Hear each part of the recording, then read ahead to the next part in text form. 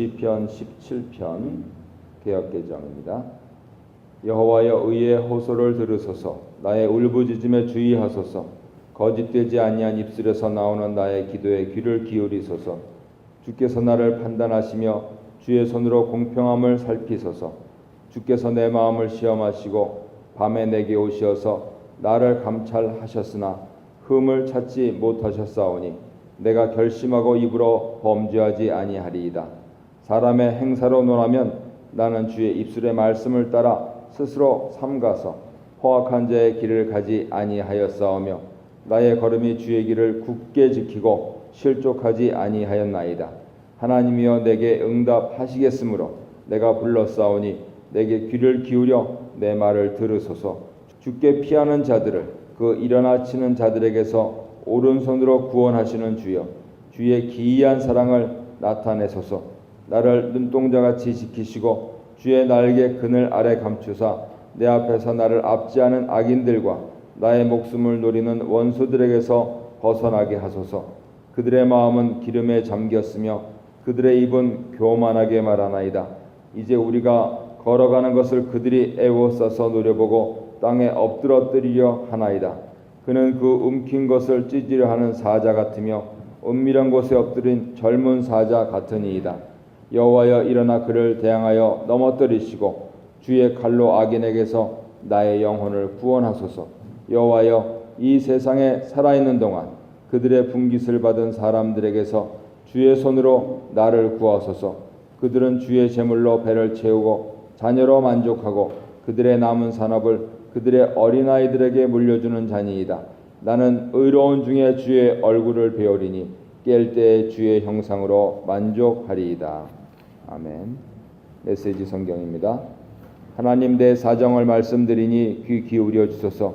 거짓 없는 나의 기도 주께 올려드립니다. 주께서도 아시는 일이니 나의 무죄함을 세상에 알려주소서. 나의 안과 밖을 샅샅이 살피시고 한밤중에도 들이닥쳐 나를 신문하소서. 나의 말이 틀림없음을 조금도 거짓이 없음을 아시게 될 것입니다. 나는 세상 사람들처럼 내 마음대로 하지 않고 주님 뜻대로 주님 말씀대로 살려고 애씁니다. 주님의 발자국 따라 한 걸음 한 걸음 내디디려 합니다. 나는 포기할 줄을 모릅니다. 하나님 응답을 확신하기에 내가 주님을 부릅니다. 그러니 응답하소서. 귀 기울여 주소서. 담벼락마다 은혜라는 글자로 채워주시고 두려워 떠는 이들 주위의 무리배들을 피해 죽게 달려오는 주님의 자녀들을 품어주소서. 내게서 눈을 떼지 말아주소서. 나를 노리는 악인들 지긋지긋하게 몰려오는 저 원수들이 못보게 나를 주님의 시원한 날갯깃 아래 숨겨주소서. 저들의 마음은 쇠모처럼 강고하고 저들의 입에서는 허풍이 뿜어져 나옵니다. 저들이 나를 쫓아와 뒤꿈치를 잡아채고 넘어뜨리려 합니다. 사자처럼 갈기갈기 찢으려 하고 젊은 사자처럼 도끼를 품고 나를 덮치려 합니다. 하나님 일어나소서. 저들의 턱수염을 뽑고 뼈를 부러뜨리소서. 주님의 칼을 들어 저들의 발톱에서 나를 빼내주소서. 하나님 오늘 너머의 일을 생각지 않는 저 작자들, 저 무지막지한 자들을 맨손으로 꺾으소서. 저들이 기근 때나 먹는 험한 음식을 먹고 부황 들린 모습을 내 눈으로 보고 싶습니다. 저들은 씨 뿌려 거둔 풀뿌리로 차마 못 먹을 빵을 만들 겁니다. 첫 번째 것은 자신들이 먹고 두 번째 것은 자식들에게 주고 껍데기는 어린아이들에게 주어 씹게 하겠지요. 그러나 나는 주님의 그 얼굴을 마주하여 볼 것입니다. 잠자리에서 일어날 때마다 주님 모습 그대로 뵙고 지상에서 천국 맛보며 살 것입니다. 아멘. 두 가지 묵상 주제가 있는데요. 신앙으로 당당하게 주님께 드릴 수 있는 말. 그것은 오늘 다윗의 시 3절을 보면 나를 시험하소서입니다. 내가 잘나서가 아니고 잘 살아서가 아니고 그리고 자랑할 것이 있어서가 아니고 예수를 믿기 때문에 나를 시험하소서 하는 겁니다. 그게 신앙입니다. 두 번째로 말씀 따라서 살려고 하면 할수록, 말씀 따라서 살려고 하는데도 불구하고 당하는 고난이 있습니다. 내가 잘못해서 하는 게 아니고 억울한 내용들이 있습니다. 어제도 그런 말씀을 들었는데요.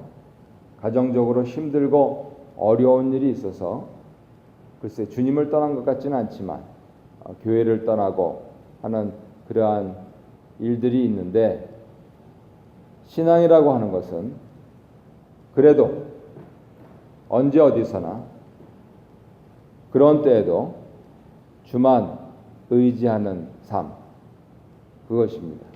그것을 의로운 삶이라고 합니다. 그래서 좋을 때는 다 좋죠. 근데 신앙이라고 하는 것은 사실은 어려우면 드러납니다. 우리가 이렇게 매주일 교회에 나와서 훈련을 하고 하는 것은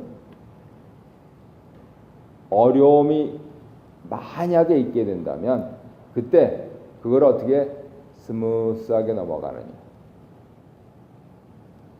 이만큼 올라갔을 때 겸손하고 저만큼 내려갔을 때 힘을 얻고, 그래서 이 간극을 줄이는 겁니다.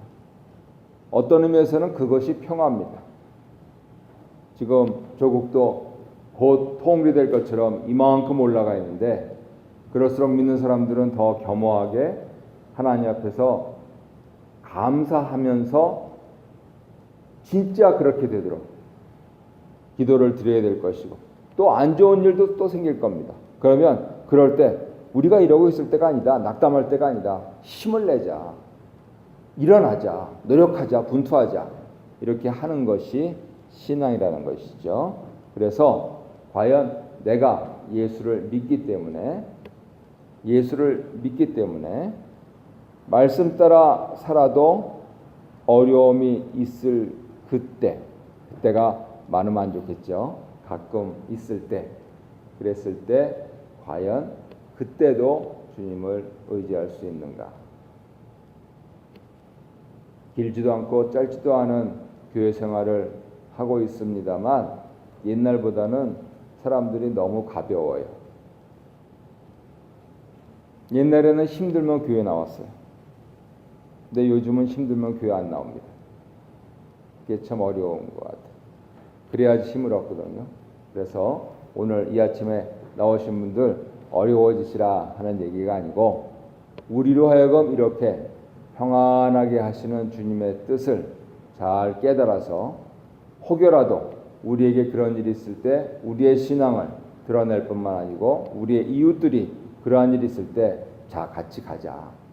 신앙이라고 하는 것은 이렇게 어려울수록 승리하는 것이다 하는 부분들을 일깨워 주시면서 함께 공동체를 이뤄나간다면 우리의 가정과 교회가 더욱 든든해 갈 줄로 믿습니다. 시편 기자는 하나님께 울부짖으며 간구하고 있습니다. 자기가 어떤 상황에 처했는지 말씀드리기 앞서서 그는 자신의 간구가 의롭고 거짓이 없으며 공평하다는 점을 밝힙니다.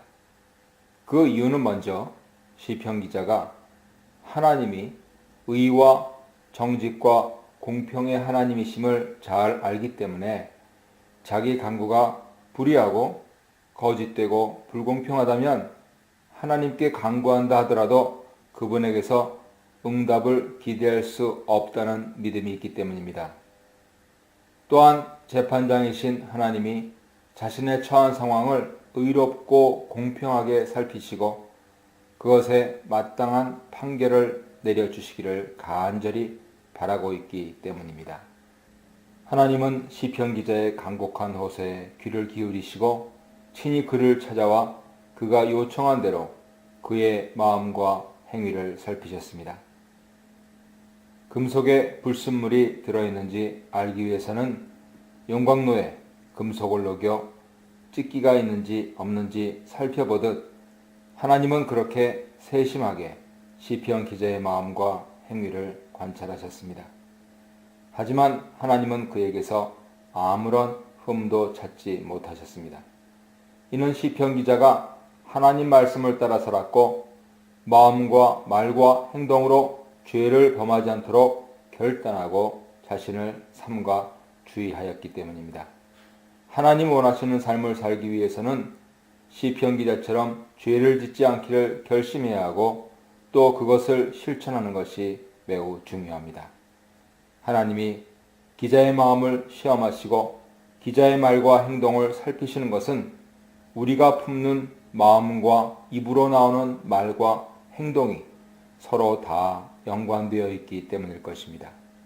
불의한 마음을 품고 있으면 불의한 말과 불의한 행동이 나오기 십상이고 의로운 마음을 품고 있으면 의로운 말과 의로운 행동이 뒤따르기 마련입니다. 또한 의를 행할 때에도 그 의가 내가 정의하는 의가 아닌 하나님 정의하신 의의 기준을 추구해야 합니다. 이와 같이 우리 삶의 기준을 하나님 말씀에 두고 그 말씀에 따라 자신을 점검하여 악한 길로 가지 않을 때 삶을 걸어가는 우리 발걸음이 흔들리지 않고 하나님이 주시는 평안과 담대함이 함께할 것입니다. 하나님 응답을 확신하는 시편 기자는 하나님이 자기 의의 호소에 관심을 가지고 응답하시기를 간절히 구하며 그의 응답을 재촉합니다. 시편 기자는 하나님의 그의 사랑을 자기에게 특별하게 보여주시기를 원하며 그가 의미하는 특별한 사랑은 다름 아닌 구원입니다. 시편 기자는 하나님을 피난처로 삼는 자들이 하나님께 기도하면 그가 직접 나서서 그들을 대적으로부터 구원하실 것을 믿고 있습니다. 그는 자기 자신도 하나님을 피난처 삼고 있기 때문에 하나님이 원수들의 손에서 자기를 구원해 주실 것을 확신하며 소망합니다. 시편 기자는 과거의 경험을 통해서 또한 하나님을 피난처 삼는 다른 자들의 간증을 통해서 하나님의 응답과 구원을 확신하고 있음에 틀림없습니다. 그는 구원하시는 하나님의 오른손을 언급하는데 이로써 하나님의 직접적인 개입과 그를 구원함에 있어 하나님의 능력과 힘이 충분하시다는 점을 강조하고 있습니다. 8, 9절입니다. 시편 기자는 하나님이 자신의 완벽한 보호자가 되심을 알고 있습니다. 그는 하나님이 눈동자를 보호하시듯 자기 목숨을 노리는 원수들에게서 자신을 안전하게 보호해 주시고 하나님의 날개 그늘에서 피난처를 삼도록 자신을 숨겨달라고 강구합니다. 시편 기자는 하나님 외에 자신을 원수에게서 안전하고도 완벽하게 지켜줄 분이 없음을 호소하면서 그의 구원이 속히 임하도록 강구하는 것입니다. 시편 기자를 대항하여 일어선 자들은 그를 억압하고 생명을 위협하는 악인들이죠. 더구나 그들은 마음으로도 행실로도 죄를 짓지 않으려 결단하고 실제로 불의를 저지르지 않는 기자를 압제하고 그의 생명을 빼앗으려 합니다. 이와 같이 시편 기자가 하나님께 자기를 대항하는 자들의 실체를 밝히고 자신의 무죄를 상기시키는 것은 하나님이 자신을 구원하시고 원수들을 심판하심으로써 자기를 포함하여 하나님을 피난처 삼은 자들에게 하나님이 의와 공평의 재판장이시며 구원자이심을 보여달라고 촉구하고 있는 것입니다. 시편 기자의 대적들은 기자와 비교했을 때 마음과 말과 행동이 대조됩니다. 기자와 달리 그들에게서는 의나 진실이나 공평을 찾아볼 수가 없습니다. 그들은 무감각하고 반역하는 마음을 품고 교만하게 말하는 자들입니다. 그들은 마치 먹잇감을 갈망하는 사자처럼 시편 기자뿐 아니라 그와 같은 의인들을 해하려고 몰래 숨어서 시시탐탐 목숨을 노리는 불의하고 비열하고 잔인한 자들입니다. 근본적으로 그들의 마음에는 하나님의 성품과 그의 말씀이 자리 잡고 있지 않습니다. 시편 기자는 자기를 해치려고 하는 대적이 얼마나 불의하고 진실치 못하고 불공평한지를 설명하고 또 한편으로는 그 대적들이 무리를 지어 자기만을 해치려는 것이 아니라 자기처럼 하나님을 피난처로 삼은 자들의 길을 막고 해치려 하고 있음을 하나님께 호소하면서 하나님이 속히 의로운 판결을 내려주시기를 간접적으로 간구하고 있습니다. 하나님의 성도라 해서 저절로 의인의 자리에 머물 수 있는 것은 아닙니다. 그러므로 우리 마음과 말과 행동이 의인에게 속하는지 악인에게 속하는지 시시때때로 점검해서 의의 삶에서 벗어나지 않도록 주의해야 합니다. 13, 14절입니다. 시편 기자는 하나님이 이제 행동을 계시하시길 촉구합니다.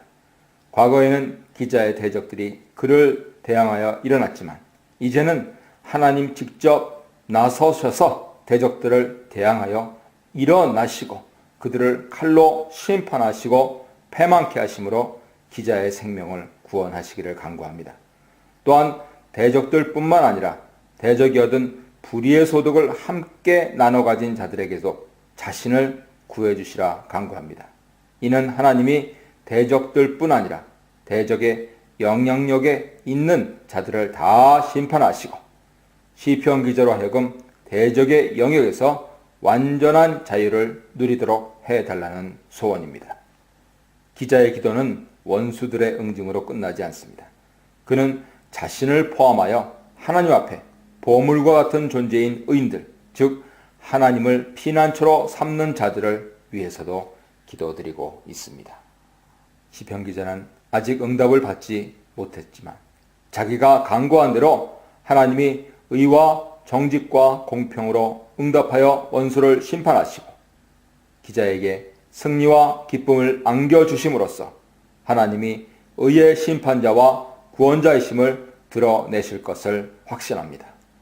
그는 하나님의 정의로운 심판 이후에 만족과 소망이 하나님의 형상을 보는 것, 즉 하나님의 임재와 하나님을 직접 경험하는 것에 있음을 믿음으로 선포합니다. 응답이 아직 오지 않았을 때에도 확신과 소망을 가질 수 있는 것, 그것이 바로 성도의 믿음입니다.